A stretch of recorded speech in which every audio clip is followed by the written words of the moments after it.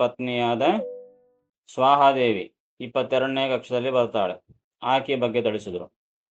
ಅದಾದ್ಮೇಲೆ ಆಕೆಗಿಂತಲೂ 10 ಗುಣ ಕಡಿಮೆ ಉಷಾದೇವಿ, ಅಶ್ವಿನಿ ಭಾರ್ಯ, ಅಶ್ವಿನಿ ದೇವತೆಗಳ ಹೆಂಡತಿಯಾದ ಉಷಾದೇವಿ ಈ ಸ್ವಾಹಾದೇವಿಗಿಂತಲೂ 10 ಗುಣ ಕಡಿಮೆ ಅಂತಂದ್ರು. 24ನೇ ಕಕ್ಷದಲ್ಲಿ ಆ ಉಷಾದೇವಿ ಬರ್ತಾಳೆ.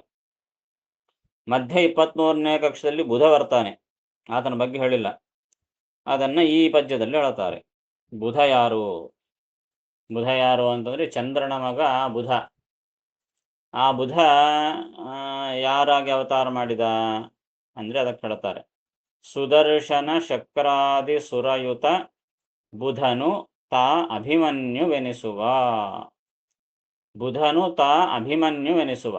ಮಹಾಭಾರತದಲ್ಲಿ ನಾವು ಅಭಿಮನ್ಯು ಅಂತ ಹೆಸರು ಕೇಳ್ತೀವಲ್ಲ, ಅರ್ಜುನನ ಮಗ ಅಭಿಮನ್ಯು, ಸುಭದ್ರ ಅರ್ಜುನನ ಮಗ ಏನಿದ್ದಾನೆ ಆ ಅಭಿಮನ್ಯು ಯಾರು ಅಂತಂದ್ರೆ ಬುಧ. ಈ ಬುಧ ಯಾರು ಅಂದ್ರೆ ಚಂದ್ರನ ಮಗ ಬುಧ, ನವಗ್ರಹಗಳಲ್ಲಿ ಬರತಕ್ಕಂತಹ ಬುಧ. ಆತನೇ ಅಭಿಮನ್ಯುವಾಗಿ ತಾನು ಅವತಾರ ಮಾಡಿದ. ಸಣ್ಣ ವಯಸ್ಸಿಗೆ ಅದ್ಭುತವಾದ ಪರಾಕ್ರಮವನ್ನು ತೋರಿ ಆ ಪದ್ಮವ್ಯೂಹವನ್ನು ಛೇದಿಸಿಕೊಂಡು ಒಳಗೆ ಹೋಗ್ತಾನೆ. ಅಂದರೆ ಮತ್ತು ತಿರುಗಿ ಬರುವಂತಹ ವಿದ್ಯೆ ಆತ ಗೊತ್ತಿದ್ದಿಲ್ಲ. ಒಳಗೇನು ಹೋದ, ಆ ಪದ್ಮವ್ಯೂಹದ ಹೊರಗೆ ಈತ ಸೈಂಧವ ನಿಂತು ಬಿಟ್ಟಿದ್ದ. ಹೀಗಾಗಿ ಪಾಂಡವರು ಒಳಗೆ ಹೋಗಲಿಕ್ಕೆ ಬಿಡ್ಲಿಲ್ಲ. ಅವನು ಒಳಗೆ ಒಬ್ಬನೇ ಹೋಗ್ಬಿಟ್ಟ ತೂರ್ಕೊಂಡು. ಅಭಿಮನ್ಯು ಒಳಗೆ ಹೋದ ಕೂಡಲೇ ಎಲ್ಲರೂ ಸುತ್ತಮುತ್ತಿದ್ರು. ಕರ್ಣ, ದುರ್ಯೋಧನ, ಎಲ್ಲ ಭೀಷ್ಮ, ದ್ರೋಣ ಎಲ್ಲರೂ ಸುತ್ತಮುತ್ತಿ ಆ ಒಬ್ಬ ಅಭಿಮನ್ಯುವನ್ನು ತಾವು ಯುದ್ಧ ಮಾಡಿ ಕೊಂದು ಬಿಡ್ತಾರೆ. ಅಭಿಮನ್ಯು ಪಾಪ ತಾನೊಬ್ಬನೇ ಯುದ್ಧ ಮಾಡ್ತಾನೆ ಅಷ್ಟು ಜನರ ಜೊತೆಗೆ. ಅದ್ಭುತವಾದ ಪರಾಕ್ರಮ. ಒಬ್ಬನೇ ಹೋರಾಡಿ ಹೋರಾಡಿ ಕೊನೆಗೆ ಆ ಮೋಸದಿಂದ ಕರ್ಣ ಹಿಂದದಿಂದ ಬಂದು ಒಬ್ಬರು ಬೆನ್ನಿಗೆ, ಒಬ್ಬರು ಆ ಬಾಣಕ್ಕೆ ಹೊಡೆಯೋದು, ಹೀಗೆ ಎಲ್ಲ ಸುತ್ತಮುತ್ತಿ ಆ ಒಬ್ಬನು ಅಭಿಮನ್ಯುವನ್ನು ಸಂಹಾರ ಮಾಡಿಬಿಡ್ತಾರೆ. ಮಹಾಪರಾಕ್ರಮಿ. ಅಂಥ ಪರಾಕ್ರಮ ಎಲ್ಲಿಂದ ಬಂತಪ್ಪ ಈ ಅಭಿಮನ್ಯುವನಿಗೆ ಅಂದ್ರೆ ಆತ ಸಾಕ್ಷಾತ್ ಬುಧನ ಅವತಾರ. ಬರೇ ಬುಧನ ಅವತಾರ ಆಗಿದ್ರೆ ಎಷ್ಟು ಬರ್ತಿದ್ದಿಲ್ಲ. ಆದರೆ ಆತನಲ್ಲಿ ಇನ್ನು ಅನೇಕ ದೇವತೆಗಳ ಆವೇಶ ಇತ್ತು. ಅದಕ್ಕಾಗಿ ಅಂಥ ಮಹಾಪರಾಕ್ರಮೆಯಾಗಿ ಇದ್ದ ಆ ಅಭಿಮನ್ಯು. ಅಂದರೆ ಸುದರ್ಶನ ಶಕ್ರಾದಿ ಸುರಯುತ ಅಂತಂದ್ರು. ಆ ಅಭಿಮನ್ಯುವಿನಲ್ಲಿ ಯಾರ್ಯಾರ ಆವೇಶ ಇತ್ತು? ಸುದರ್ಶನ, ಸಾಧಾರಣ ಸುದರ್ಶನ ಅಂತಾನೆ ಚಕ್ರ ಅಂತ ಅಂದ್ಕೊಳ್ತೀವಿ. ಇಲ್ಲಿ ಚಕ್ರ ಅಂತ ಅರ್ಥ ಅಲ್ಲ. ಸುದರ್ಶನ ಅಂದ್ರೆ ಒಳ್ಳೆ ದರ್ಶನ, ಒಳ್ಳೆ ನೋಡ್ಲಿಕ್ಕೆ ಚಂದ ಇರ್ತಾನೆ ಅಂತ. ಹುಣ್ಣಿಮೆ ಚಂದ್ರನ ನೋಡಿದ್ರೆ ಆನಂದ ಆಗ್ತಾ, ಆಹ್ಲಾದಕರ ಅಂತ. ಚಂದ್ರಶ್ಚಾಹ್ಲಾದಕೃದ್ಭವೇತ್ ಅಂತ. ಚಂದ್ರ ಮನಸ್ಸಿಗೆ ಆಹ್ಲಾದವನ್ನು ಕೊಡ್ತಾನೆ. ಅದಕ್ಕಾಗಿ ನೋಡ್ಲಿಕ್ಕೆ ಚಂದ ಇರ್ತಾನೆ. ಅದಕ್ಕಾಗಿ ಚಂದ್ರಬಿಂಬ, ಚಂದ್ರಮುಖಿ ಅಂತ ಹಿಂಗೆಲ್ಲ ಹೆಸರಿಡ್ತಾರೆ. ಸುದರ್ಶನ ಅಂದ್ರೆ ನೋಡ್ಲಿಕ್ಕೆ ಚಂದ ಇರತಕ್ಕಂಥ ಚಂದ್ರ ಅಂತ ಅರ್ಥ. ಸುದರ್ಶನ ಅಂದ್ರೆ ಆ ಚಂದ್ರನ ಆವೇಶ ಇತ್ತು. ಮತ್ತು ಶಕ್ರ, ಶಕ್ರ ಅಂದ್ರೆ ಇಂದ್ರದೇವರು, ಆ ಇಂದ್ರದೇವರ ಆವೇಶನೂ ಇತ್ತು. ಮತ್ತು ಇನ್ನ ಶಿವರಾಜ್ ಹೇಳುವಂತೆ ವಾಯುದೇವರು, ಮತ್ತೆ ಅಶ್ವಿನಿ ದೇವತೆಗಳು, ಕೃಷ್ಣ ಪರಮಾತ್ಮ, ಇಷ್ಟು ಜನರ ಆವೇಶ ಆ ಅಭಿಮನ್ಯುವಿನಲ್ಲಿ ಇತ್ತು. ಬಹಳ ಅಪರೂಪ ಅಷ್ಟು ಜನರ ಆವೇಶ ಇರೋದು. ಅದಕ್ಕಾಗಿ ಅಂಥ ಮಹಾಪರಾಕ್ರಮಿಯಾಗಿದ್ದ. ಸಣ್ಣ ವಯಸ್ಸೇ ಹೋಗ್ಬಿಟ್ಟ. ಆ ಚಂದ್ರನ ಅವತಾರ ಮಾಡೋ ಕಾಲಕ್ಕೆ ಹೇಳಿದಂತೆ, ನನ್ನ ಮಗನ ಬಿಟ್ಟು ನಾನು ಜಾಸ್ತಿ ಇರಲಾರೆ, ಬಡಾನ ಬಂದು ಬರಬೇಕು ಅಂತ. ಅವತಾರ ಮಾಡೋ ಕಾಲಕ್ಕೆ ಆತ ಚಂದ್ರ ಕರಾರ್ ಮಾಡಿದ್ದ, ನನ್ನ ಮಗನನ್ನು ಬಿಟ್ಟು ನಾ ಜಾಸ್ತಿ ದಿವಸ ಇರಲಾರೆ, ಅವನ ಮತ್ತ ಮೂಲ ರೂಪಕ್ಕೆ ಬಂದ್ಬಿಡ್ಬೇಕು ಬಡಾನ ಅಂತಂದಂತ. ಅದಕ್ಕೆ ಪಾಪ ಸಣ್ಣ ವಯಸ್ಸಿಗೆ ಯುದ್ಧದಲ್ಲಿ ಮರಣ ಹೊಂದಿದ. ಹೀಗೆ ಸುದರ್ಶನ ಅಂದ್ರೆ ಚಂದ್ರ, ಶಕ್ರ ಅಂದ್ರೆ ಇಂದ್ರ, ಆದಿ ಇವರೇ ಮೊದಲಾದ ಸುರಯುತ ದೇವತೆಗಳಿಂದ ಕೂಡಿದವನು. ಆ ಕೂಡಿದ ಬುಧನು ತಾ ಅಭಿಮನ್ಯುವೆನಿಸುವ. ಇಷ್ಟೆಲ್ಲ ದೇವತೆಗಳಿಂದ ಕೂಡಿದ ಬುಧ ಅಭಿಮನ್ಯುವಾಗಿ ಅವತಾರ ಮಾಡಿದ ಅಂತ ಅರ್ಥ. ಈತ 23ನೇ ಕಕ್ಷದಲ್ಲಿ ಬರತಕ್ಕಂತಹ ಬುಧ ಈತ. ಆತನ ಅವತಾರ ಬಗ್ಗೆ ಹೇಳಿದರು. ಇನ್ನ ಈ ಹಿಂದೆ ಏನು ಹೇಳಿದರು? 24ನೇ ಕಕ್ಷದಲ್ಲಿ ಬರೋ ಉಷಾದೇವಿ ಬಗ್ಗೆ ಏನು ಹೇಳಿದಾರಲ್ಲ, ಈ ಉಷಾದೇವಿ ಯಾರು? ಅಶ್ವಿನಿ ದೇವತೆಗಳ ಪತ್ನಿ ಅಂತಂದ್ರು. ಆ ಅಶ್ವಿನಿ ಮೂಲ ರೂಪದಲ್ಲಿ ಅಶ್ವಿನಿ ದೇವತೆಗಳ ಪತ್ನಿ, ಆಕೆ ಹೆಸರು ಉಷಾ. ಅವತಾರ ಮಾಡಿದಾಗ ಎಲ್ಲಿ ಅವತಾರ ಮಾಡಿದ್ದು? ಅವತಾರ ಮಾಡಿದಾಗ ಆಕೆ ಹೆಸರೇನು ಅಂದ್ರೆ ಅದಕ್ಕೆ ಹೇಳ್ತಾರೆ, ಯಾರು ಅಂದರೆ ಬುಧನಿಗಿಂತ ಅಶ್ವಿನಿ ಭಾರಿಯ ಆ ಬುಧನಿಗಿಂತಲೂ ಆ ಹಿಂದೆ ಹೇಳಿರ್ತಕ್ಕಂಥ ಬುಧನಿಗಿಂತಲೂ ಅಶ್ವಿನಿ ಭಾರಿಯ ಅಂದರೆ ಅಶ್ವಿನಿ ದೇವತೆಗಳ ಹೆಂಡತಿಯಾದಂತಹ ಉಷಾದೇವಿ ಆಕೆ ಕಡಿಮೆ ಅಂತ ಅರ್ಥ. ಬುಧನಿಗಿಂತಲೂ ಉಷಾ ಕಡಿಮೆ, 24ನೇ ಕಕ್ಷದಲ್ಲಿ ಬರ್ತಾಳೆ. ಆಕಿ ಎಲ್ಲಿ ಹುಟ್ಟಿಲ್ಲು, ಯಾರಾಗಿ ಹುಟ್ಟಿಲ್ಲು ಅಂದರೆ ಶಲ್ಯ ಮಾಗಧರ ಉದರಜ. ಶಲ್ಯ ಮಾಗಧರ ಉದರಜ. ಶಲ್ಯ ಅಂತಂದ್ರೆ ಪಾಂಡವರ ಸೋದರ ಮಾವ, ಮಾದ್ರಿಯ ಸೋದರ ಶಲ್ಯ, ಶಲ್ಯರಾಜ. ಆ ಶಲ್ಯರಾಜನ ಮಗಳಾಗಿ ಹುಡ್ತಾಳೆ ಈ ಉಷಾ. ಅಶ್ವಿನಿ ದೇವತೆಗಳ ಹೆಂಡತಿಯಾದ ಉಷಾ ಇಲ್ಲಿ ಕೆಳಗೆ ಬಂದಾಗ ಏನಂತ ಅವತಾರ ಮಾಡಿದ್ದು? ಶಲ್ಯರಾಜನ ಮಗಳಾಗಿ ಅವತಾರ ಮಾಡ್ತಾಳೆ. ಅದು ಒಂದು ಅವತಾರ. ಇನ್ನೊಂದು ರೂಪದಿಂದ ಮಾಗಧ ಅಂತಂದ್ರೆ ಮಗಧರಾಜ ಅಂದ್ರೆ ಜರಾಸಂಧ, ಮಗಧರಾಜ ಜರಾಸಂಧ. ಆ ಜರಾಸಂಧನ ಮಗಳಾಗಿ ಕೂಡ ಇನ್ನೊಂದು ರೂಪದಿಂದ ಹುಡ್ತಾಳೆ. ಹೀಗಾಗಿ 2 ಅವತಾರ ಉಷಾದೇವಿಗೆ, 2 ಅವತಾರ. ಏನು, ಶಲ್ಯರಾಜನ ಮಗಳಾಗಿ ಹುಡ್ತಾಳೆ ಮತ್ತು ಜರಾಸಂಧನ ಮಗಳಾಗಿ ಕೂಡ ಹುಡ್ತಾಳೆ. ಸೊ ಅವರಿಬ್ಬರು ಈ ನಕುಲ ಸಹದೇವರನ್ನು ಮದುವೆ ಮಾಡಿಕೊಳ್ತಾರೆ. ಯಾಕೆ, ಇವರಿಬ್ಬರು ಅಶ್ವಿನಿ ದೇವತೆಗಳಲ್ಲ, ಅದಕ್ಕಾಗಿ ಅವರಿಬ್ಬರು ಈ ನಕುಲ ಸಹದೇವರನ್ನು ಮದುವೆ ಮಾಡಿಕೊಡುತ್ತಾರೆ. ಅದು ಹೇಳ್ತಾರೆ ಶಲ್ಯ ಮಾಗಧರ ಉದರಜ. ಉದರಜ ಅಂದ್ರೆ ಹೊಟ್ಟೆಯಲ್ಲಿ ಹುಟ್ಟಿದವಳು ಅಂತ ಅರ್ಥ. ಆ ಶಲ್ಯರಾಜನ ಹೆಂಡತಿಯಲ್ಲಿ, ಆ ಜರಾಸಂಧನ ಹೆಂಡತಿಯಲ್ಲಿ ಹುಟ್ಟಿದಂತಹ ಆ ಉಷಾದೇವಿ. ಆ ಉಷಾದೇವಿಗಿಂತಲೂ ಅಧಮನೆನಿಪ ಶನೈಶ್ಚರನು. ಇಂಥ ಉಷಾದೇವಿಗಿಂತಲೂ 24ನೇ ಕಕ್ಷದಲ್ಲಿ ಬರುವಂತಹ ಇಂಥ ಈ ಉಷಾದೇವಿಗಿಂತಲೂ ಕಡಿಮೆಯಾದವನು ಯಾರು ಅಂದ್ರೆ ಶನೈಶ್ಚರನು. ಅಧಮನೆನಿಪ ಶನೈಶ್ಚರನು 25ನೇ ಕಕ್ಷ. ಆ ಉಷಾದೇವಿಗಿಂತಲೂ ಕಡಿಮೆಯಾದವರು ಯಾರು ಅಂದ್ರೆ ಶನೈಶ್ಚರ. ಉಷಾದೇವಿಗಿಂತಲೇ ಅಧಮನೆನಿಪ ಶನೈಶ್ಚರನು. ಆ ಶನೈಶ್ಚರನಿಗಿಂತ, ಶನಿ ಅಂದ್ರೆ ಯಾರು? ನಮ್ಮ ಶನಿ ಮಹಾರಾಜ. ಶನಿ ಮಹಾರಾಜ್ ಜೈ. ಪಾಪ ಶನಿಕಾಟದ ಒದ್ದಾಡ್ತಿರ್ತಾರೆ. ಅಂದ್ರೆ ಆತ ಪಾಪ ದೇವರ ಅನುಗ್ರಹದಿಂದ, ದೇವರ ಅಪ್ಪಣೆಯಿಂದ ತನ್ನ ಪ್ರಭಾವ ತೋರಿಸ್ತಾ ಇರ್ತಾನೆ. ಎಲ್ಲರೂ ಶನಿಯನ್ನು ಬೈತಾರೆ. ಆತನೇನು ಬೈಬಾರದು, ಬೈದ್ರೆ ಇನ್ನಷ್ಟು ಕಷ್ಟ ಕೊಡ್ತಾನಷ್ಟೇ. ಆತನ ಅನುಗ್ರಹ ನಮಗಾಗಬೇಕು. ಹೀಗಾಗಿ ಅಂತಹ ಪೂರ್ತಿ ಶನೈಶ್ಚರ ಆತನ ಹೆಸರು. ಬರೀ ಶನಿ ಅಂದಿರ್ತಾರೆ. ಶನೈಶ್ಚರ ಆತನ ಪೂರ್ತಿ ಹೆಸರು. ಕಟ್ ಶಾರ್ಟ್ ಮಾಡಿಬಿಟ್ಟು ಶನಿ ಅಂತಿರ್ತಾರೆ. ಶನೈಶ್ಚರ. ಶನೈಹಿ ಚರತಿ. ಶನೈಹಿ ಅಂದ್ರೆ ಮೆಲ್ಲಕ್ಕೆ ಚರತಿ ಹೋಗ್ತಾನೆ, ಮೆಲ್ಲಕ್ಕೆ ಹೋಗ್ತಾನೆ ಮಾತು. ಅಂದ್ರೆ ಆತ ಎಲ್ಲಾ ಗ್ರಹಗಳಿಗಿಂತಲೂ ಬಹಳ ನಿಧಾನಕ್ಕೆ ಹೋಗ್ತಾನೆ. ಒಂದೊಂದು ರಾಶಿಯಲ್ಲಿ 2.5 ವರ್ಷ ಇರ್ತಾನೆ. ಬೇರೆ ಗ್ರಹಗಳೆಲ್ಲ ಕೂಡ ಬೇಗ ಹೋಗ್ತಾರೆ. ಚಂದ್ರ ತಿಂಗಳಿಗೆ ಹೋಗ್ಬಿಡ್ತಾನೆ. ಸೂರ್ಯ 1 ವರ್ಷದಲ್ಲಿ ಒಂದೊಂದು ರಾಶಿಯನ್ನು ಸಂಚಾರ ಮಾಡ್ತಾನೆ. ಈ ಶನೈಶ್ಚರ ಹಂಗಲ್ಲ, 2.5 ವರ್ಷ ತಗೊಂತಾನೆ ಒಂದೊಂದು ರಾಶಿ ಹೋಗಲಿಕ್ಕೆ. ನಿಧಾನಕ್ಕೆ ಪಯಣ, ನಿಧಾನಕ್ಕೆ ಸಂಚಾರ. ಅದಕ್ಕಾಗಿ ಆತನ ಹೆಸರು ಶನೈಶ್ಚರ ಅಂತ ಅರ್ಥ. ಆ ಶನೈಶ್ಚರ ಈ ಉಷಾದೇವಿಗಿಂತಲೂ ಕಡಿಮೆ. ಆ ಶನಿಗಿಂತಲೂ ಕಡಿಮೆ ಯಾರು? ಶನಿಗಧಮ ಪುಷ್ಕರ. ಆ ಶನಿಗಿಂತಲೂ ಕಡಿಮೆಯಾದವನು ಯಾರು ಅಂದ್ರೆ ಪುಷ್ಕರ ಎಂಬ ದೇವತೆ. 26ನೇ ಕಕ್ಷ. ಈ ಪುಷ್ಕರ ಯಾರು ಅಂದ್ರೆ ಕರ್ಮಪನು. ಈ ಪುಷ್ಕರ ಯಾರು? ಕರ್ಮಪ ಅಂದ್ರೆ ಕರ್ಮಗಳಿಗೆ ಅಭಿಮಾನಿ. ಕರ್ಮವನ್ನು ಪಾಲಿಸೋನು ಅಂದ್ರೆ ಕರ್ಮಗಳಿಗೆ ಅಭಿಮಾನಿ. ನಾವು ಮಾಡುವಂತಹ ಎಲ್ಲಾ ಕರ್ಮಗಳಿಗೂ ಅಭಿಮಾನಿ ದೇವತೆ ಈತ. ಯಾರು? ಈ ಪುಷ್ಕರ. ಹೀಗಾಗಿ ಎಲ್ಲಾ ಕರ್ಮಗಳನ್ನು ಮಾಡುವಾಗ ಈ ಪುಷ್ಕರ ನೆನೆಸ್ಕೊಳ್ಬೇಕು. ನಾವು ಮಾಡುವ ಕರ್ಮಗಳಿಗೆಲ್ಲ ಈತ ಅಭಿಮಾನಿ ದೇವತೆಯ ಮಾತು. ಅಂದ್ರೆ ನಾವು ಏನು ಕರ್ಮ ಮಾಡಬೇಕಾದ್ರೂ ಈ ಪುಷ್ಕರನ ಅನುಗ್ರಹ ಇರಬೇಕು, ಆಗ ಕರ್ಮವನ್ನು ಮಾಡ್ಲಿಕ್ಕಾಗ್ತದೆ. ಹೀಗಾಗಿ ಅಂತಹ ಎಲ್ಲಾ ಕರ್ಮಗಳಿಗೂ ಅಭಿಮಾನಿ ದೇವತೆಯಾದವನು ಈ ಪುಷ್ಕರ. ಈತ ಶನೈಶ್ಚರಿಗಿಂತಲೂ ಕಡಿಮೆ. ನೋಡ್ರಿ, ಅಂದ್ರೆ ತಾರತಮ್ಯ ಎಲ್ಲಿ ತನಕ ಅದ ನಮಗೆ ಗೊತ್ತಾಗೋದಿಲ್ಲ. ಬರೀ ಸುಮ್ಮನೆ ಎಲ್ಲಾ ದೇವರ ಕೈ ಮುಗಿದು ಬಿಡ್ತಾ ಇರ್ತೀವಿ. ಯಾರಿಗಿಂತಲೂ ಯಾರು ಹೆಚ್ಚು, ಯಾರು ಕಡಿಮೆ, ಅದಕ್ಕಾಗಿ ಸ್ವಲ್ಪ ಜಾಗ್ರತೆ ನೋಡ್ಕೊಳ್ಬೇಕು ತಾರತಮ್ಯದಲ್ಲಿ. ಕಾರಣ ನವಗ್ರಹಗಳು ಅಂತಾನೆ, ನವಗ್ರಹ ಅಂದ್ರೆ ಶನೈಶ್ಚರ ಬಹಳ ಪವರ್ಫುಲ್ಲು, ಎಲ್ಲರಿಗಿಂತಲೂ ದೊಡ್ಡ ಆತ ಶನೈಶ್ಚರ ಅಂತ ಅಂದ್ಕೊಂಡ್ಬಿಡ್ತೀವಿ. ಆದ್ರೆ ನೋಡ್ರಿ, ಇಲ್ಲಿ ತಾರತಮ್ಯದಲ್ಲಿ ಶನೈಶ್ಚರ ಎಲ್ಲಿ ಬಂದಿದ್ದಾನೆ? 25ನೇ ಕಕ್ಷದಲ್ಲಿ ಬಂದಾನ. ನೋಡಿ ನವಗ್ರಹಗಳಲ್ಲಿ ಎಲ್ಲಿ ಆದಿತ್ಯಾಯ ಚ ಸೋಮಾಯ ಮಂಗಳಾಯ ಬುಧಾಯ ಚ ಸೂರ್ಯ ಚಂದ್ರ ಇಲ್ಲಿ 12ನೇ ಕಕ್ಷದಾಗಿದ್ದಾರೆ, ಎಷ್ಟು ಮೇಲಿದ್ದಾರೆ ನೋಡ್ರಿ. ಮತ್ತೆ ಅವ್ರಿಗಿಂತಲೂ ಜಾಸ್ತಿ 10ನೇ ಕಕ್ಷದಲ್ಲಿ ಬೃಹಸ್ಪತಿ ಗುರು ಬೃಹಸ್ಪತ್ಯಾಚಾರ್ಯರು ಎಷ್ಟು 10ನೇ ಕಕ್ಷದಲ್ಲಿ ಬಂದರು. ಹೀಗಾಗಿ ನವಗ್ರಹಗಳಲ್ಲಿ ಎಲ್ಲರಿಗಿಂತಲೂ ದೊಡ್ಡ ಆತ ಆ ಬೃಹಸ್ಪತಿ 10ನೇ ಕಕ್ಷದಲ್ಲಿ ಬಂದಾತ. ಎಲ್ಲರಿಗಿಂತಲೂ ಚಿಕ್ಕವನು ಅಂತಂದ್ರೆ ಶನೈಶ್ಚರ 25ನೇ ಕಕ್ಷದಲ್ಲಿ ಬಂದ.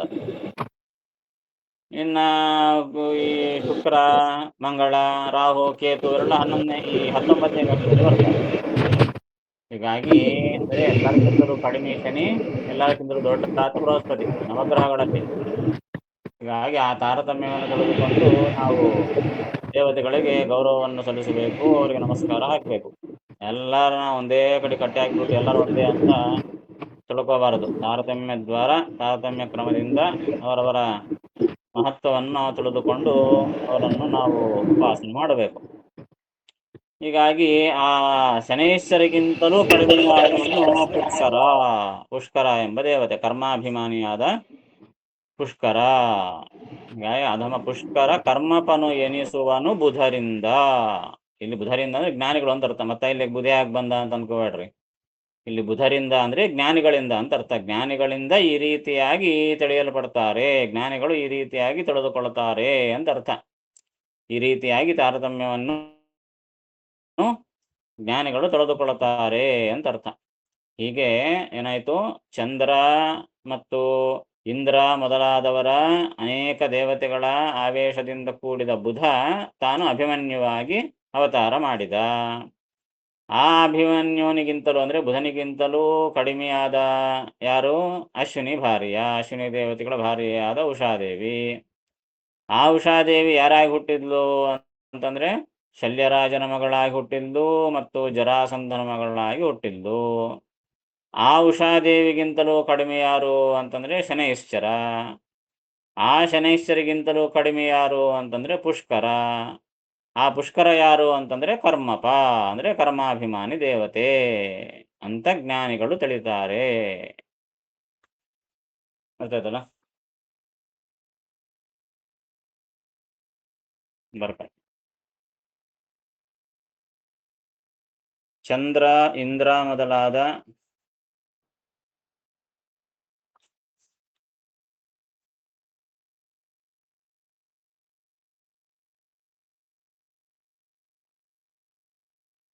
ದೇವತೆಗಳಿಂದ ಕೂಡಿದ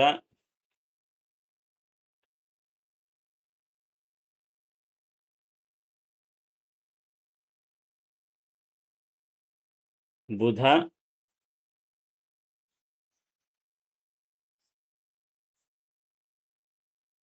ಅಭಿಮನ್ಯು ಆಗಿ ಅವತರಿಸಿದ.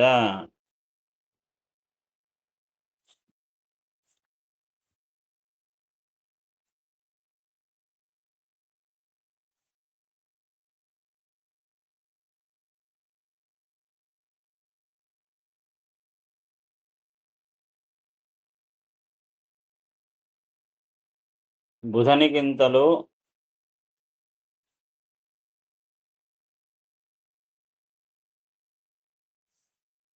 ಕಡಿಮೆಯಾದ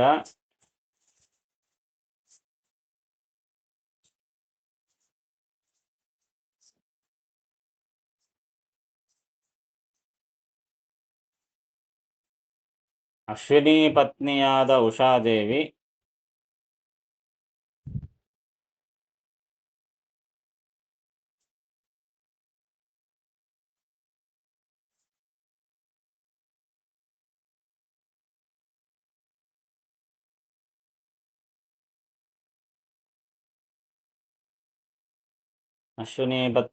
ಉಷಾದೇವಿ ಶಲ್ಯರಾಜನ ಮಗಳಾಗಿ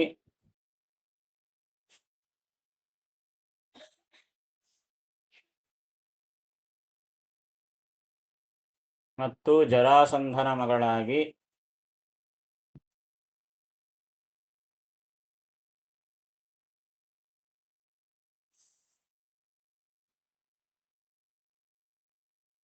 ಅವತರಿಸಿದಳು.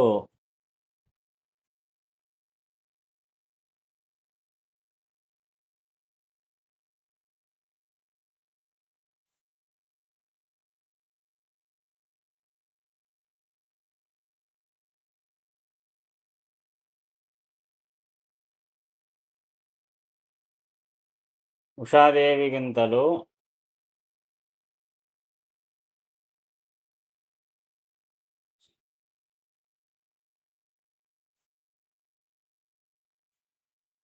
ಶನೈಶ್ಚರನು ಕಡಿಮೆ.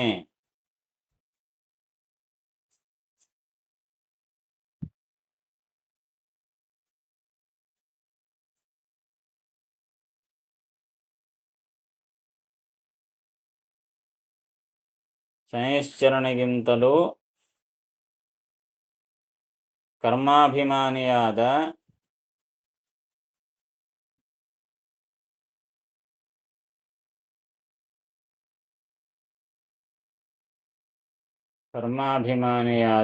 ಪುಷ್ಕರನು ಕಡಿಮೆ.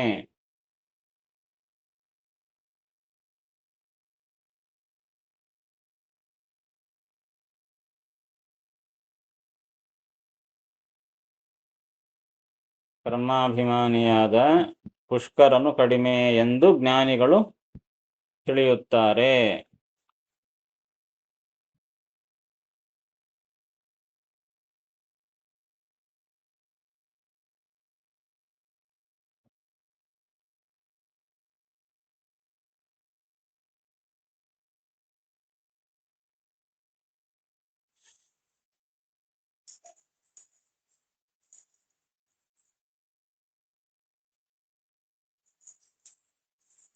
ಬ್ರಾಕೆಟ್ನ ಬರ್ಕೊಳ್ಬೇಕಾದ್ರೆ ಸುದರ್ಶನ ಅಂದ್ರೆ ಚಂದ್ರ ಅಂತ ಬರ್ಕೊಳ್ರಿ.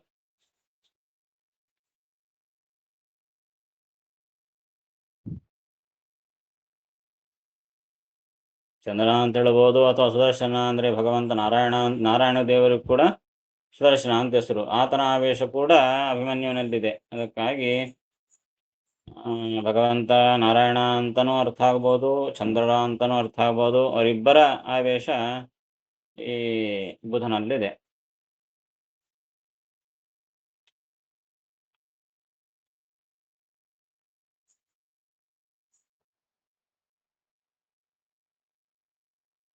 ಸುದರ್ಶನ ಶಕ್ರಾದಿಸುರಯುತ ಬುಧನುತ ಅಭಿಮನ್ಯುವೆನಿಸುವ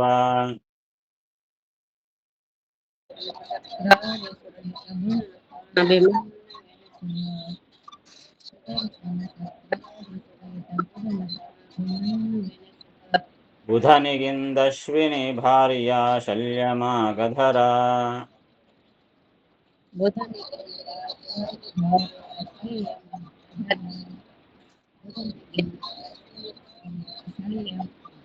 ಉದರ ಜೋಷಾದೇವಿಗಿಂತಲಿ ಅಧಮನೆ ಪಶನೈಶ್ಚರನು.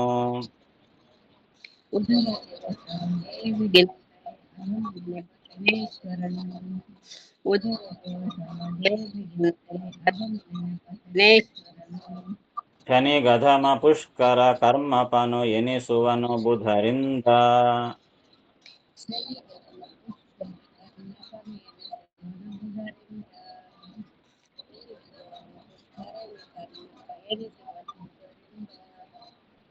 ಆಮೇಲಕ್ಕೆ ಇನ್ನೂ ಕೆಲವರ ವಿಚಾರವನ್ನು ಇಲ್ಲಿ ಮುಂದಿನ ಪದ್ಯದಲ್ಲಿ ತಿಳಿಸ್ತಾರೆ. 40ನೇ ಪದ್ಯದಲ್ಲಿ ಉದ್ವಾಹ ಮರುತಾನ್ವಿತ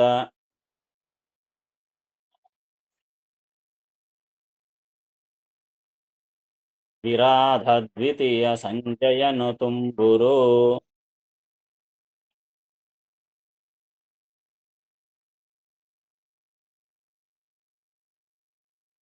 ವಿದ್ವದುತ್ತಮ ಜನಮೆ ಜಯ ತ್ವಷ್ಟೃಯುತ ಚಿತ್ರರಥ.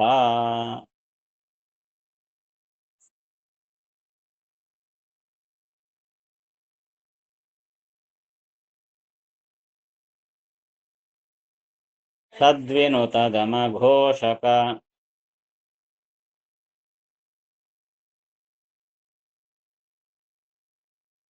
ಕಬಂಧದ್ವಯರು ಗಂಧರ್ವದನು ಮನು.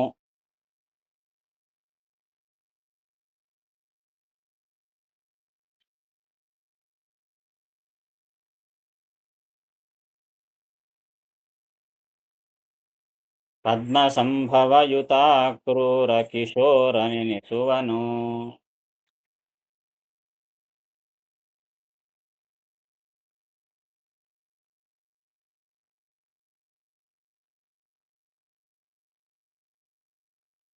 ಎಷ್ಟು ವಿವರಗಳನ್ನು ದಾಸರಾಯ ನಮಗೆ ತಿಳಿಸ್ತಾ ಇದ್ದಾರೆ.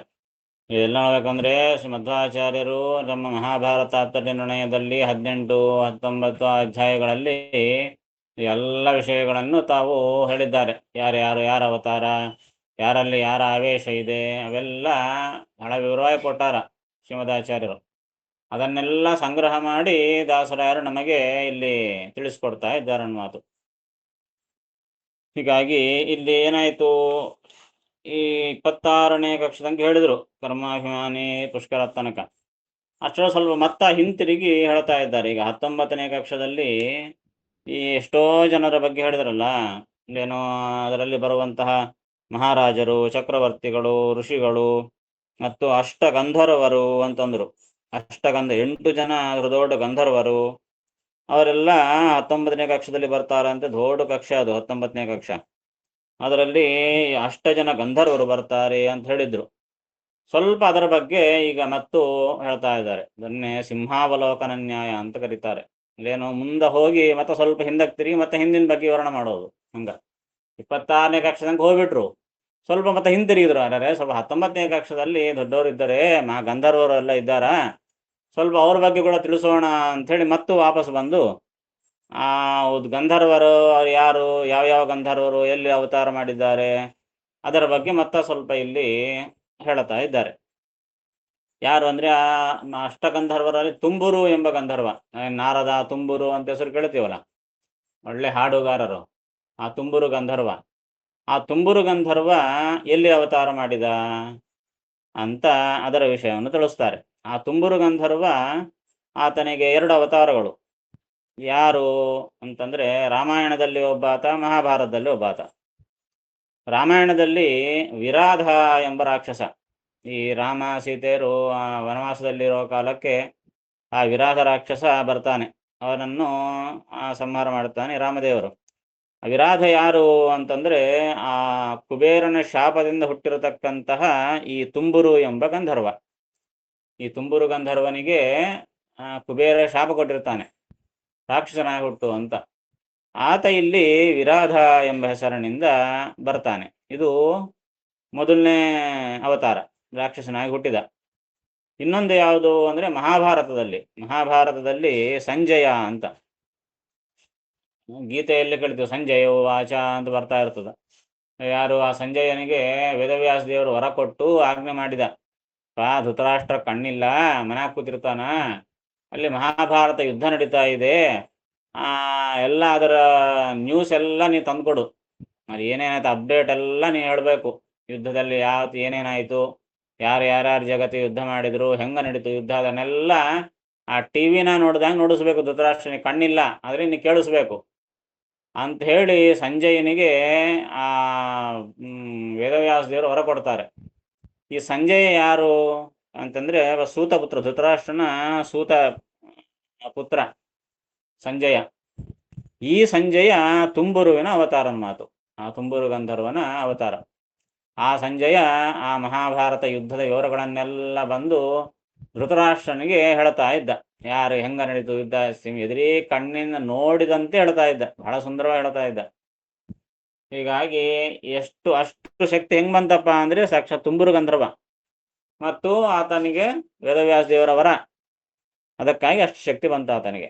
ಹೀಗೆ ರಾಮಾಯಣದಲ್ಲಿ ವಿರಾಧ ಎಂಬ ರಾಕ್ಷಸ, ಮಹಾಭಾರತದಲ್ಲಿ ಸಂಜಯ, ಇವರಿಬ್ಬರೂ ಕೂಡ ಯಾರ ಅವತಾರ?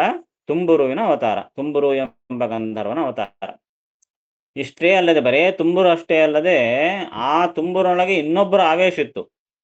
ಯಾರು ಅಂದ್ರೆ ಉದ್ವಹ ಎಂಬ ಮರುದ್ದೇವತೆ.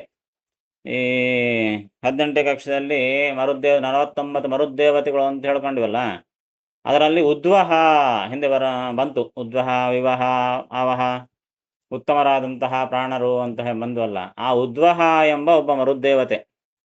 ಆ ಮರುದ್ದೇವತೆ ಕೂಡ ಈ ತುಂಬುರುವಿನ ಜೊತೆಗೆ ಸೇರಿದ, ಆತನ ಆವೇಶ ಕೂಡ ಇತ್ತು. ಹೀಗಾಗಿ ಈಗ ನೋಡ್ರಿ ಆ ಪದ್ಯ, ಉದ್ವಹ ಮರುತಾನ್ವಿತ ಅಂದ್ರೆ ಉದ್ವಹ ಎಂಬ ಮರುದ್ದೇವತೆಯಿಂದ ಅನ್ವಿತ ಅಂದ್ರೆ ಕೂಡಿದವನು. ಉದ್ವಹ ಎಂಬ ಮರುದ್ದೇವತೆಯಿಂದ ಕೂಡಿದ ವಿರಾಧ ಎಂಬ ರಾಕ್ಷಸ, ಇದು ಒಂದು. ದ್ವಿತೀಯ ಸಂಜಯನು, ದ್ವಿತೀಯ ಅಂದ್ರೆ ಎರಡನೆಯವನು ಸಂಜಯ. ಇವರಿಬ್ಬರೂ ಕೂಡ ತುಂಬುರು. ಇವರಿಬ್ಬರು ತುಂಬುರುವಿನ ಅವತಾರ ಅಂತ ಅರ್ಥ. ಆಯ್ತಾ? ಇದಾದ್ಮೇಲಕ್ಕೆ ಇನ್ನೊಬ್ಬ ಚಿತ್ರರಥ ಎಂಬ ಗಂಧರ್ವ.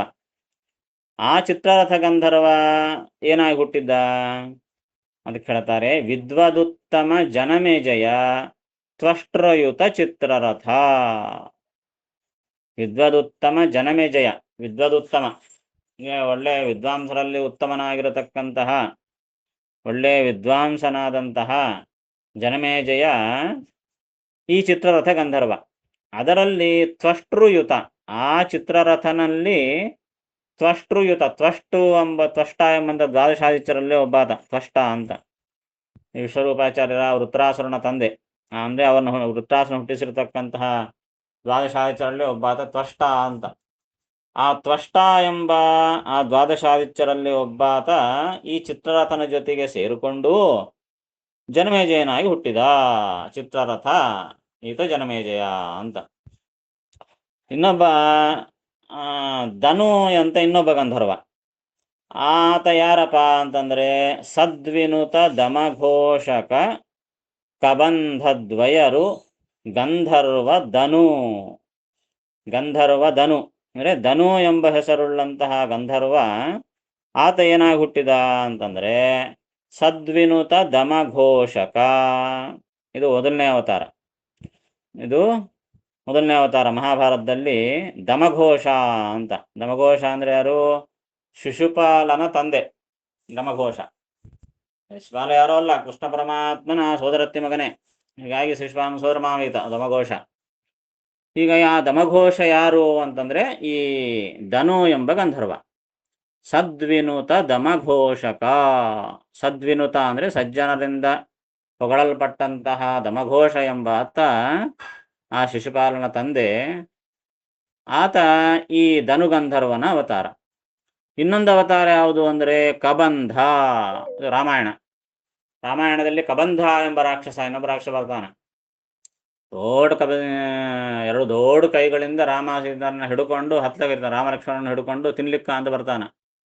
ಆಗ ರಾಮದೇವರು ಬಾಹುಗಳನ್ನು ಛೇದನ ಮಾಡಿ ಮತ್ತು ಆತನಿಗೆ ಗಂಧರ್ವ ಶರೀರ ಕೊಡ್ತಾನೆ. ಹೀಗಾಗಿ ಆ ಕಬಂಧ ಎಂಬ ರಾಕ್ಷಸ ಈ ಧನು ಎಂಬ ಗಂಧರ್ವ. ಆತನಿಗೂ ಶಾಪದಿಂದ ರಾಕ್ಷಸನ ಹುಟ್ಟಿರ್ತಾನೆ ಕಬಂಧ ಎಂಬ ರಾಕ್ಷಸನಾಗಿ. ಈತ ಧನು ಎಂಬ ಗಂಧರ್ವ.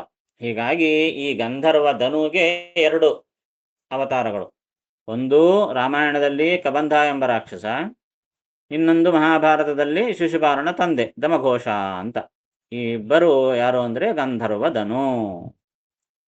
ಆಮೇಲೆ ಇನ್ನೊಬ್ಬ ಗಂಧರ್ವ ಕಿಶೋರ ಅಂತ ಇನ್ನೊಬ್ಬ ಗಂಧರ್ವ. ಆ ಕಿಶೋರ ಗಂಧರ್ವ ಯಾರು ಅಂತಂದ್ರೆ ಅಕ್ರೂರ. ಇನ್ನ ಭಾಗವತದಲ್ಲಿ ಕೇಳ್ತೀವಲ್ಲ, ಅಕ್ರೂರ ಮಹಾನುಭಾವ ಒಂದು ಆ ಕೃಷ್ಣ ಪರಮಾತ್ಮ ಕೃಷ್ಣ ಬಲರಾಮರನ್ನು ಮಧುರಾ ಕರ್ಕೊಂಡು ಬಂದಲ್ಲ, ಕಂಸ ಆಜ್ಞೆ ಮಾಡಿದ.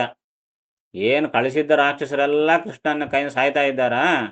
ಹೀಗಾಗಿ ಯಾರನ್ನ ಕಳಿಸ್ಬಾರ್ದಪ್ಪ. ಎಷ್ಟು ಜನ ಸತ್ತೋದ್ರು. ಪೂತನ, ಶಕಟಾಸುರ, ತೃಣಾವರ್ತ, ಅರಿಷ್ಟ, ಕೇಶಿ, ವತ್ಸಾಸುರ, ಧೇನುಕಾಸುರ, ಪ್ರಲಂಬಾಸುರ, ಎಷ್ಟು ಜನರೆಲ್ಲ ಕಳಿಸಿದವ್ರನ್ನೆಲ್ಲ ಕೊಂದು ಬಿಡ್ತಾ ಇದ್ದಾನೆ ಕೃಷ್ಣ.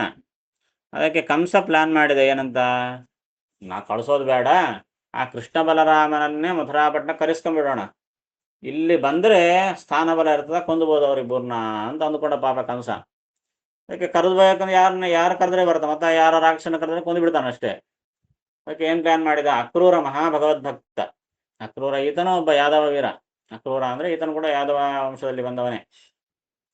ಅಕ್ರೂರ ಮಹಾ ಭಗವದ್ಭಕ್ತ, ಕೃಷ್ಣ ಭಕ್ತ. ಅದಕ್ಕಾಗಿ ಆತನ್ನ ಕಳಿಸಿದರೆ ಕರ್ಕೊಂಬರ್ತಾನೆ ಕೃಷ್ಣನನ್ನು ಅಂತ ಹೇಳಿ ಅಕ್ರೂರನನ್ನು ಕಳಿಸ್ತಾನೆ ಕಂಸ. ಆನಂದೇ ಆನಂದ ಅಕ್ರೂರನಿಗೆ. ಅಷ್ಟ ತನಕ ಕಂಸನ ಗಾಬರಿಯಿಂದ ಕೃಷ್ಣ ಪರಮಾತ್ಮನ ದರ್ಶನ ಆಗಿದ್ದಿಲ್ಲ ಪಾಪ. ಬಹಳ ಸಂತೋಷ ಆಯಿತು ಅಂತ ಹೋಗಿ ಆ ಕೃಷ್ಣ ಪರಮಾತ್ಮನನ್ನು ತಾನು ಪ್ರಾರ್ಥನೆ ಮಾಡಿ ಬಹಳ ಸುಂದರವಾಗಿ ಭಾಗವತ ವರ್ಣನೆ ಮಾಡುತ್ತೆ ಗೋಪಿಕಾಸ್ತ್ರೀಯರಲ್ಲಿ. ಯಾವನಿವನು ಅಕ್ರೂರ ಅಂತ ಯಾರು ಹೆಸರಿಟ್ಟಿದ್ದು ಅವನಿಗೆ? ಕ್ರೂರ ಇವನು ಅಂತ ಬೈತಾರೆ ಗೋಪಿಕಾಸ್ತ್ರೀಯರು.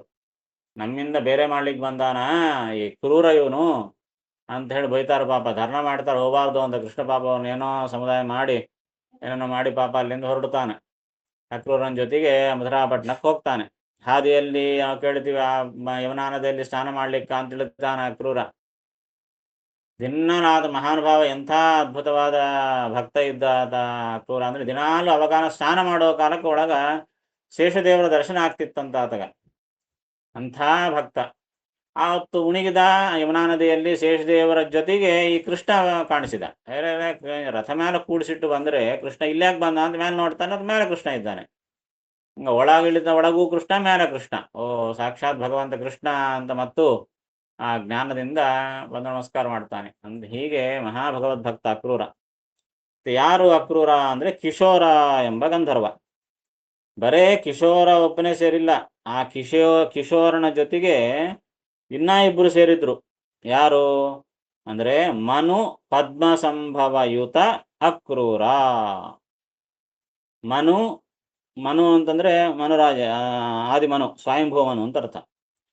ಆ ಸ್ವಯಂಭೂಮನು ಮತ್ತು ಪದ್ಮ ಸಂಭವ ಅಂತಂದ್ರೆ ಬ್ರಹ್ಮದೇವರು, ಪದ್ಮದಿಂದ ಬಂದವನು ಬ್ರಹ್ಮದೇವರು.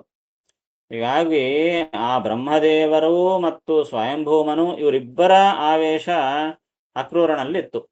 ಅದಕ್ಕೆ ಅಂಥ ಭಗವದ್ಭಕ್ತನಾಗಿದ್ದ. ಮನು ಪದ್ಮ ಸಂಭವ ಯುತ ಅಂದ್ರೆ ಕುಡಿದವನು. ಆ ಸ್ವಯಂಭೂ ಮನುವಿನಿಂದ ಮತ್ತು ಪದ್ಮ ಸಂಭವನಿಂದ ಅಂದ್ರೆ ಬ್ರಹ್ಮದೇವರಿಂದ ಕೂಡಿದ ಅಕ್ರೂರ. ಈತ ಯಾರು ಅಂದ್ರೆ ಕಿಶೋರ ನೆನೆಸುವನು. ಕಿಶೋರ ಎಂಬ ಗಂಧರ್ವ ಈ ಅಕ್ರೂರನಾಗಿ ಅವತಾರ ಮಾಡಿದ ಅಂತ ಆ ಗಂಧರ್ವರ ಅವತಾರ ಬಗ್ಗೆ ಕೂಡ ಇಲ್ಲಿ ತಿಳಿಸ್ತಾ ಇದ್ದಾರೆ. ಇಂಥದ್ದನ್ನ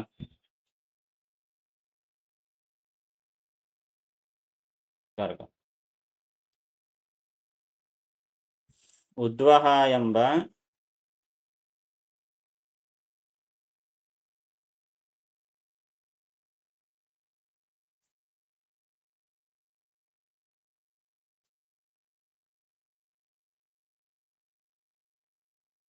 ಮರುತ್ತಿನಿಂದ ಕೂಡಿದ,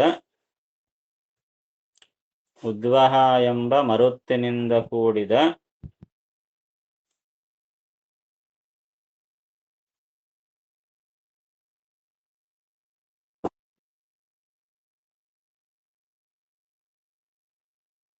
ತುಂಬುರು ಗಂಧರ್ವ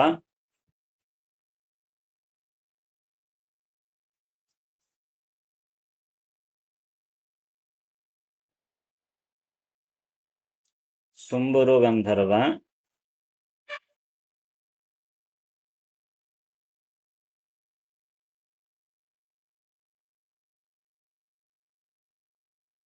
ವಿರಾಧ ರಾಕ್ಷಸನಾಗಿ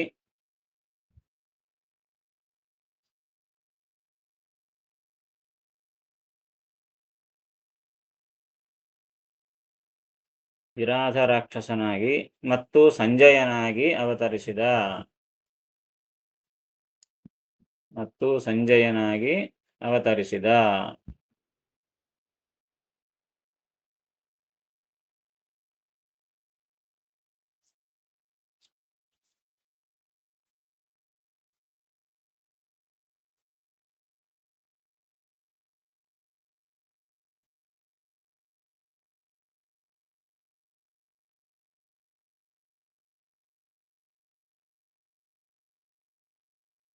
ತ್ವಷ್ಟ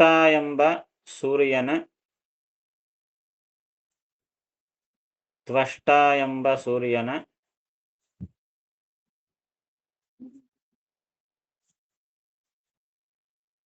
ಅಂಶದಿಂದ ಕೂಡಿದ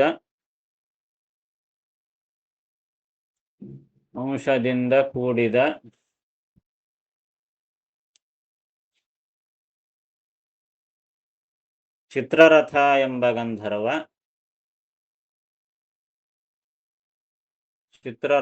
ಎಂಬ ಗಂಧರ್ವ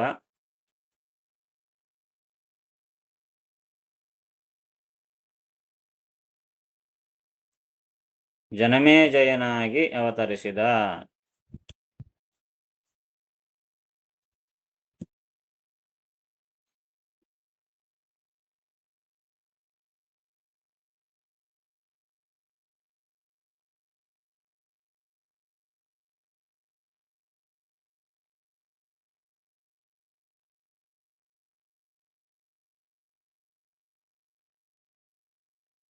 ಧನು ಎಂಬ ಗಂಧರ್ವ ಧನು ಎಂಬ ಗಂಧರ್ವ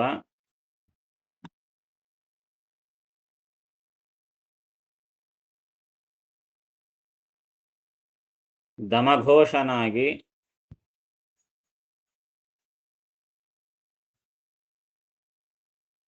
ಬ್ರಾಕೆಟ್ನ ಶಿಶುಪಾಲನ ತಂದೆ ಅಂತ ಬರ್ಕೊಳ್ಬೇಕಾದ್ರೆ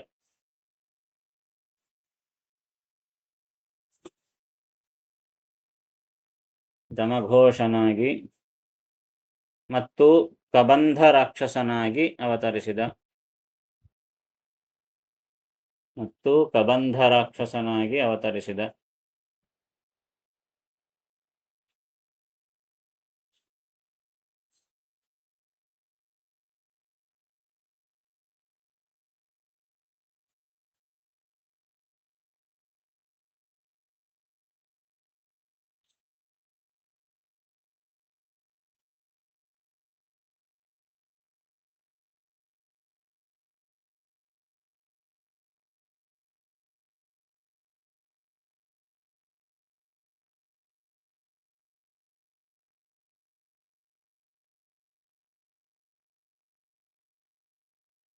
ಕಿಶೋರ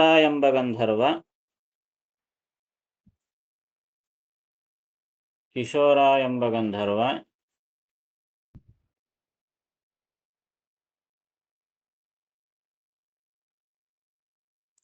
ಬ್ರಹ್ಮದೇವರ ಮತ್ತು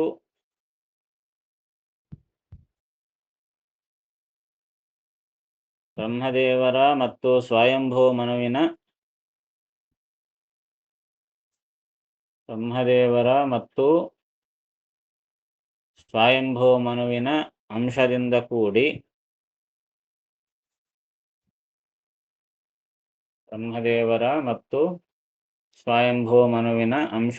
ಕೂಡಿ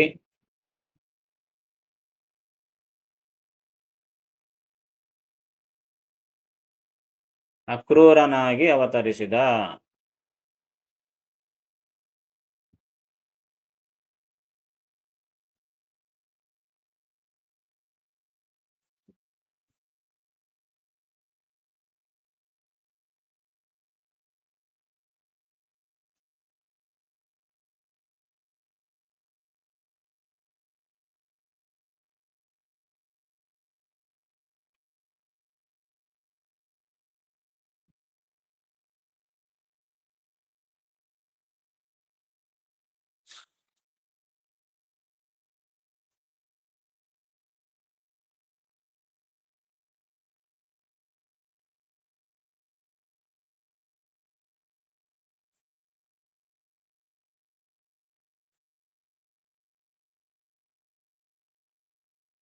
ಉದ್ವಹ ಮರುತಾನ್ವಿತ ವಿರಾಧ ದ್ವಿತೀಯ ಸಂಜಯನು ತುಂಬುರು. ಮತ ವಿರಾಧದ್ವಯ ದ್ವಿತೀಯ ಸಂಜಯ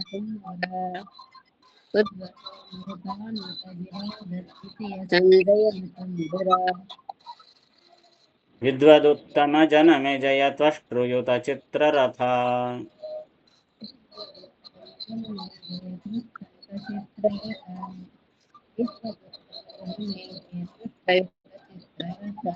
ಸದ್ವಿನುತ ದಮಘೋಷಕ ಕಬಂಧದ್ವಯರು ಗಂಧರ್ವದನು ಮನು.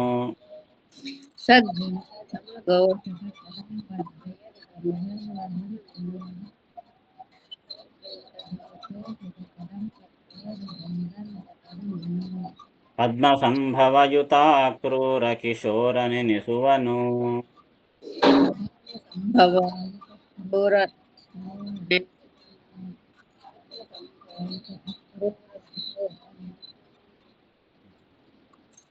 ಏನೋ ಸಂಶಯ ಇದ್ರೆ ಕೇಳ್ಬೋದು. ಮತ್ತು ಮುಂದಿನ ಪದ್ಯ ಹೇಳ್ಬೋದಾದ್ರೆ ಮತ್ತು ಎಕ್ಸ್ಪ್ಲನೇಷನ್ ಮಾಡಕೊಡ್ಬೇಕು. ಆವೇಶ ಅವತಾರಗಳೆಲ್ಲ ಮತ್ತು ಹಿಂದಿನ ಕಥೆ ಹೇಳಬೇಕಾದ ಕಾರಣ ಟೈಮ್ ಆಗ್ತದೆ. ಬರೋ ವಾರ ಹೇಳೋಣ. ಸಂಶಯ ಇದ್ರೆ ಕೇಳ್ಬೋದು. ಸರಿ ಕಾಣಿಸಿಲ್ಲ.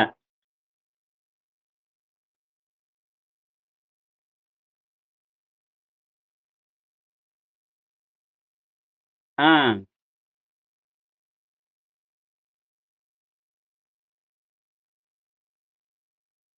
ಇವರು ಇನ್ನೊಬ್ರು ಮಗಳು. ಹೌದು.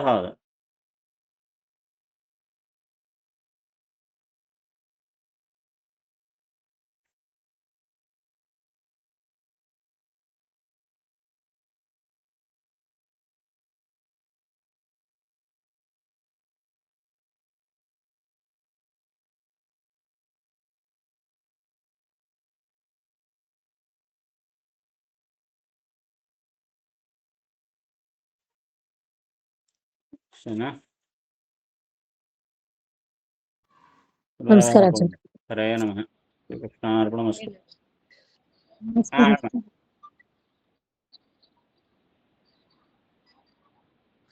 ಇಲ್ಲ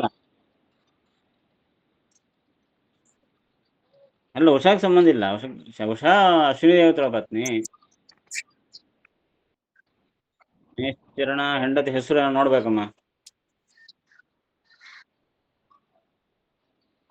ಹಾ, ಯಾವುದು?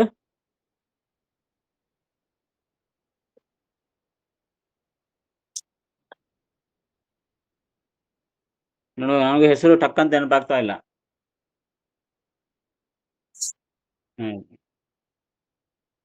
ನಮಸ್ಕಾರ ಆಚಾರ್ಯ. ಹರೇ ನಮಃ. ಹರೇ ನಮಃ. ಕೃಷ್ಣಾರ್ಪಣಮಸ್ತು.